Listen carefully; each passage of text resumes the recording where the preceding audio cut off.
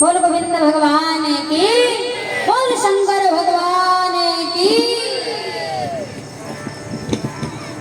आज इंद्र महाराज जनक जी ने कहा कि विवाह की जो रीतियां हैं वो आगे की तरफ बढ़ाई जाएं, तो भगवान राम ने रोक दिया। राम जी ने कहा कि देखो गुरु जी की आज्ञा थी इसलिए हमने धनुष को तोड़ दिया, हमारा काम था धनुष तोड़ना, हमने धनुष को तोड़ दिया।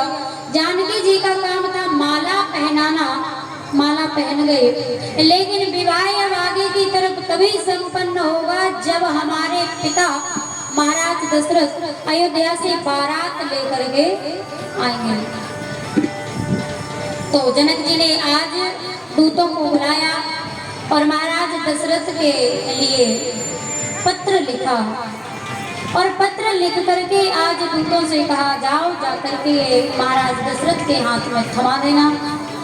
दूत जैसे ही पहुंचे अयोध्या, महाराज दशरथ की सभा में महाराज दशरथ विराजमान बैठे हुए थे। दूत जैसे ही पहुंचे प्रणाम किया, परिचय दिया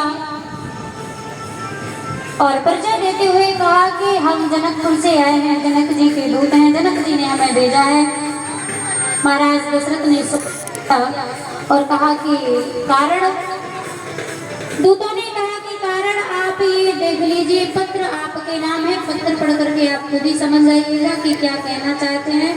आज भगवान शंकर कहते हैं कि जैसे ही महाराज दशरथ ने पत्र को खोला और आज तक जितने पत्र आते थे उदास हो जाते थे, लेकिन आज ये पत्र खोलते ही पढ़ते ही मुस्कुराहट अयोध्या नरेश महाराज दशरथ के चेहरे पर मुस्कुरा रहे हैं। उसमें लिखा हुआ था, आपके ज्येष्ठ पुत्र राम ने धनुष को तोड़ दिया है और हमारी जानकी जी ने उनके गले में माला पहना दी। अब आपका कर्तव्य है, आपसे निवेदन है, आप बारात लेकर के आइए और विवाह कराने के लिए और हमारी बेटी को अपने साथ में ले जाइए।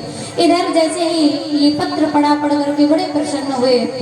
आज दूतों से कहा कि भोजन करिए, सुमंत जी को आदेश दिया जाओ जाकर के भोजन कराओ। दूतों ने मना कर दिया। क्यों? महाराज जनक के दूतों ने कहा कि हम मिथिला से आए हुए हैं और जानकी जो है वो सिर्फ जनक की बेटी नहीं है, हमारा भी आज तक नाम नहीं लिया, हमसे भी काका कह के बुलाती है, तो हम पिता के समान हैं और हमारे मिथिला का ये नियम है कि बेटी के यहाँ का हम जलपान भी नहीं कर सकते, भोजन तो बहुत दूर की बात है, हम पानी भी यहाँ नहीं पिएंगे आपकी पूरी अयोध्या में, आपका राज्य जहाँ तक है हम वहाँ तक पानी नहीं पिएंगे। तो आज महाराज दशरथ प्रसन्न होकर के सुमंत जी से कहते हैं कि सुमंत, अगर दूत इतने बढ़िया हैं तो इनका राजा कैसा होगा। और आज जैसे ही प्रसन्न हुए तो सुमंत जी से कहा कि जाओ अयोध्या में जाकर के सबसे कह दो कि राम की बारात में चलना है। गुरु जी के पास पहुंचे, वशिष्ठ जी को ये बात सुनाई। वशिष्ठ जी ने भी कह दिया जाओ जाकर के तैयारी करो, हम सब मिलकर के भगवान राम की बारात में जाएंगे। और ध्यान देना, दूल्हा तो संग में है नहीं, लेकिन बाराती तैयार हो रहे हैं। राम के जितने सखा हैं एक एक करके सारे अयोध्या वाले तैयार हो करके जैसे ही सज धज के आए तो ध्यान देना, जैसा आजकल होता